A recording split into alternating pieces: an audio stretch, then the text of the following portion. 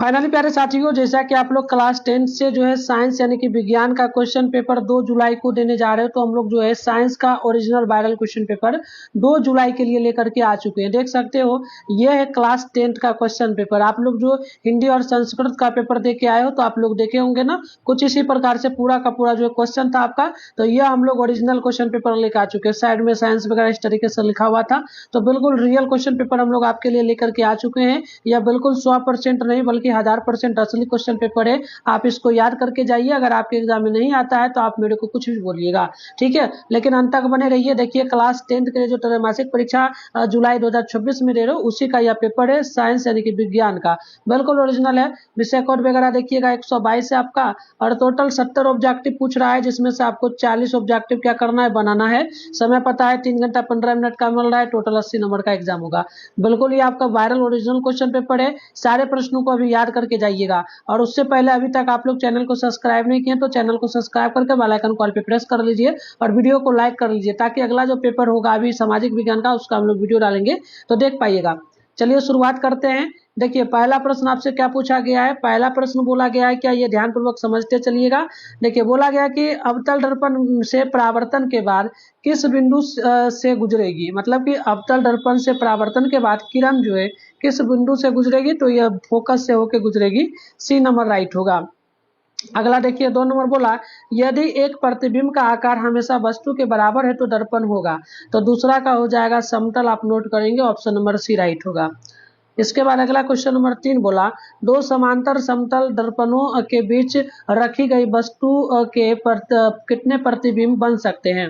तो नोट करिएगा, इसका टोटल बनेगा अनंत। ऑप्शन नंबर डी बिल्कुल जो है राइट होगा। अगला प्रश्न यहाँ पर देख लीजिएगा 4 बोला, किसी समतल दर्पण की फोकस दूरी का मान होता है। तो नोट करना है 4 का ऑप्शन नंबर बी हो जाएगा अनंत। ऑप्शन नंबर बी जो है बिल्कुल राइट हो जाएगा।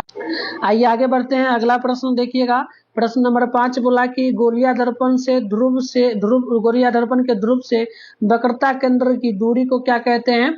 तो 5 का नोट करना है, ये कहलाता है वक्रता त्रिज्या। आप लोग 5वां का जो है सी नंबर बिल्कुल याद रखिएगा। अगला देख लीजिएगा 6 बोला, प्रकाश तंतु में प्रकाश का क्या होता है। तो प्रकाश तंतु में प्रकाश जो है पूर्ण आंतरिक परावर्तन होगा। 6 नंबर का जो है सी नंबर बिल्कुल यहाँ पर परफेक्ट हो जाएगा। आगे देखिएगा नेक्स्ट क्वेश्चन, ये है 7 नंबर की सघन माध्यम से विलर माध्यम में जाती हुई किरण मूल जाती है। तो बिल्कुल नोट करिएगा अभिलंब से दूर। ऑप्शन नंबर जो है 7 का बी नंबर बिल्कुल राइट होगा।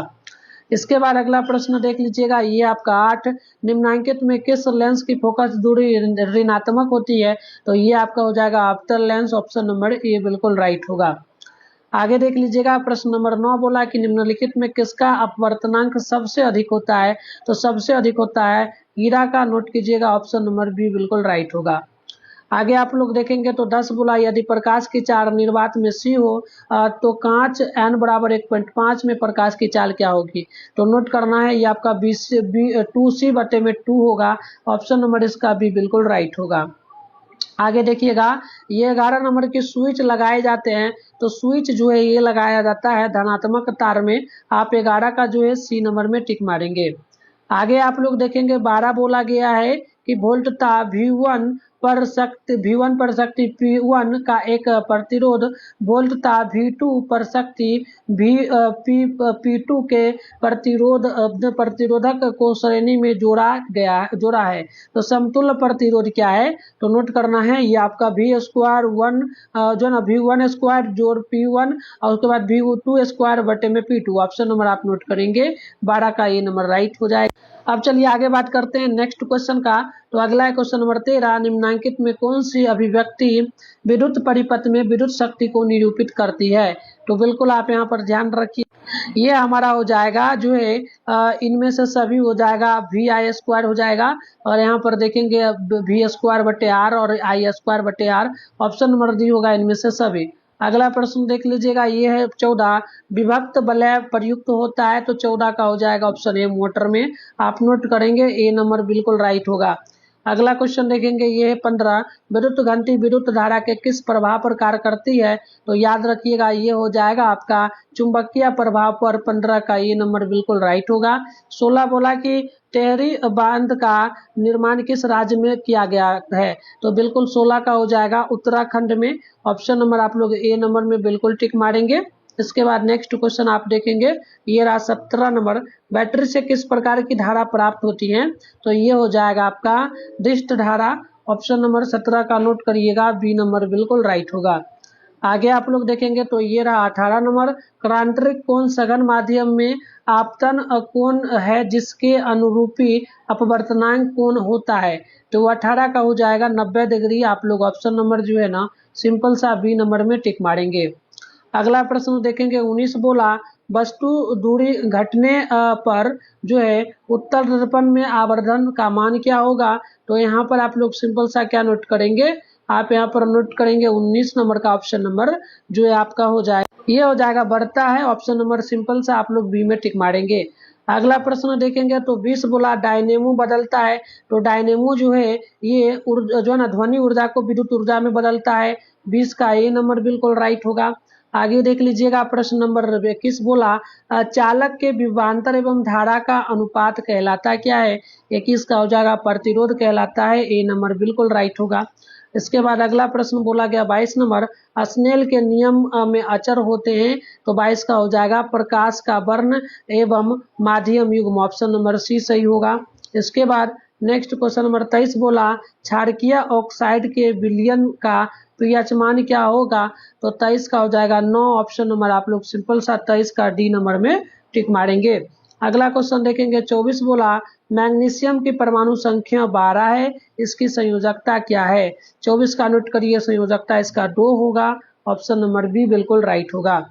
आगे देख लीजिएगा प्रश्न बोला गया आपसे यहाँ पर 25 नंबर, और प्रश्न बोला गया हाइड्रोजन के 2 परमाणुओं के बीच कितने आबंध बनते हैं? तो इसमें टोटल जो है 2 आबंध बनता है, द्वि आबंध। ऑप्शन बी सही हो जाएगा, है ना। द्वि आबंध हो जाएगा क्या? इसका द्वि आबंध होगा नहीं, सिंगल हो जाएगा, एक आबंध होगा। ऑप्शन नंबर ए बिल्कुल राइट होगा। अगला प्रश्न देख लीजिए, बोला गया 26 नंबर की एल्किन का सामान्य सूत्र क्या है? तो एल्किन का सामान्य सूत्र जो है CnH2n होगा। ऑप्शन नंबर आप 26 का सी में टिक मारेंगे। अगला प्रश्न देखेंगे 27 बोला निम्नलिखित में कौन सक्रियता श्रेणी में सबसे अधिक क्रियाशील धातु है? तो 27 का हो जाएगा यहाँ पर Hg। ऑप्शन नंबर आप लोग जो है ए में टिक मारेंगे। आगे देखेंगे तो नेक्स्ट प्रश्न बोला गया 28 नंबर, लिथियम सोडियम और पोटेशियम के वायतमशील में कितने इलेक्ट्रॉन विद्यमान हैं? तो 28 का नोट करना है, इसमें हो जाएगा एक। ऑप्शन नंबर जो है 28 का ए नंबर बिल्कुल राइट होगा। अगला है 29 नंबर प्रश्न बोला गया आर्गन की परमाणु संख्या क्या है? तो आर्गन की परमाणु संख्या जो है 18 होता है। आप 29 का ए नंबर में बिल्कुल सिंपल सा टिक मारेंगे। अगला क्वेश्चन देखेंगे तो ये है 30 नंबर, कमरे के ताप पर द्रव अवस्था में रहने वाली अधातु क्या है? तो 30 का आपको यहाँ पर बताना है। तो देखिएगा 30 का जो आंसर हो जाएगा ये हो जाएगा ऑप्शन नंबर सी, यानी कि ब्रोमीन। ऑप्शन नंबर जो है सी बिल्कुल इसका राइट होगा। अगला प्रश्न देख लीजिएगा, ये है आपका 31 नंबर की, जब कली चूना पर जल डाला जाता है तब किस प्रकार की अभिक्रिया होती है? तो 31 का नोट करना है, उष्मा छेपी। ऑप्शन नंबर जो 31 का सी बिल्कुल राइट होगा। आगे देख लीजिएगा, ये है 32 नंबर की, निम्नांकित में कौन उपधातु है? तो उपधातु जो है ये आपका Sb होगा। आप नोट करेंगे 32 का डी नंबर बिल्कुल राइट होगा। आगे देख लीजिएगा प्रश्न नंबर बोला गया आपसे 33 नंबर, निम्नांकित में कौन शराब के रूप में उपयोग में आता है? तो 33 का आंसर हो जाएगा एथेनॉल। ऑप्शन नंबर जो है 33 का डी नंबर बिल्कुल राइट होगा। आगे देख लीजिएगा, यह है 34 नंबर, CH3 CH2OH और CH3OCH3 किस प्रकार समावयवी है? तो बिल्कुल देखिए 34 का हो जाएगा ऑप्शन नंबर ए क्रियाशील समावयवी। ऑप्शन नंबर ए सही होगा। अगला प्रश्न देखेंगे तो ये रहा 35 नंबर, निम्नांकित में कौन मुख्यतः बायोगैस का संघटक है? तो 35 का हो जाएगा CH4। आप नोट करेंगे यहाँ पर ऑप्शन नंबर 35 का ये बिल्कुल राइट होगा। अगला देख लीजिएगा, यह है 36 नंबर, विद्युत अपघटनी परिष्करण में अशुद्ध धातु को बनाया जाता है। तो 36 का आपको यहाँ पर बताना है। तो देखिएगा 36 का जो आंसर हो जाएगा ये हो जाएगा ऑप्शन नंबर जो है सी जो ना एनोड। ऑप्शन सी राइट होगा। इसके बाद अगला प्रश्न नंबर 37 बोला जो है ट्यूरालुमीन किस धातु का मिश्र धातु है? तो बिल्कुल नोट करिएगा, ये हो जाएगा एल्युमिनियम का। आप लोग नोट करेंगे, ऑप्शन नंबर सी जो है बिल्कुल राइट होगा। अगला प्रश्न यहाँ पर देख लीजिएगा, आपसे बोला गया 38 नंबर, एसिटिक एसिड का IUPAC नेम क्या है? तो 38 का हो जाएगा जो है एथेनोइक अम्ल। ऑप्शन नंबर 38 का ये बिल्कुल राइट है। अगला क्वेश्चन देखिए, ये रहा 39 नंबर, एथेनॉल को सांद्र H2SO4 के साथ 170 डिग्री सेल्सियस पर गर्म करने पर निम्नलिखित में क्या बनता है? तो नोट करना है आपको, ये C2H4 बनता है। ऑप्शन नंबर ए बिल्कुल 39 का राइट हो जाएगा। अगला क्वेश्चन देख लीजिएगा, ये 40 नंबर, निम्नांकित में कौन सी धातु ठंडे और गर्म जल से अभिक्रिया नहीं करती है? तो 40 का हो जाएगा ऑप्शन नंबर बी, Fe यानी कि लोहा। ऑप्शन नंबर बी बिल्कुल राइट हो जाएगा। तो देखिए अगला क्वेश्चन नंबर बोला 41 के निम्नांकित में कौन रेडॉक्स अभिक्रिया है? तो रेडॉक्स अभिक्रिया हो जाएगा यहाँ पर option A. Option number A वाला में आपको सिंपल सा जो 41 का टिक मारना है। ठीक है, तो हम देखिए आपको टोटल जो है 41 क्वेश्चन बताए हैं, आपको बनाना है 40। तो आप इन सारे प्रश्नों को याद कर लीजिए, और सब्जेक्टिव का अगला वीडियो हम ला रहे हैं, उसमें वीडियो आंसर बता देंगे, तो सभी लोग चैनल को सब्सक्राइब कर लीजिए। अब इसका आंसर की गूगल में अपलोड है, आप लोग कैसे डाउनलोड करिएगा, चलिए डाउनलोड करने के लिए फटाफट से आपको सिखा देते हैं। इसके लिए सबसे पहले अपने फोन में गूगल या क्रोम को ओपन करिएगा, सर्च बार के आइकन पे क्लिक करके मिठू स्टडी सेंटर सर्च करेंगे। इस वाले वेबसाइट पर सिंपल सा क्लिक मारिएगा। कुछ इस प्रकार से देखिए इंटरफेस ओपन हुआ, ये रहा क्लास 10th वाला सेशन।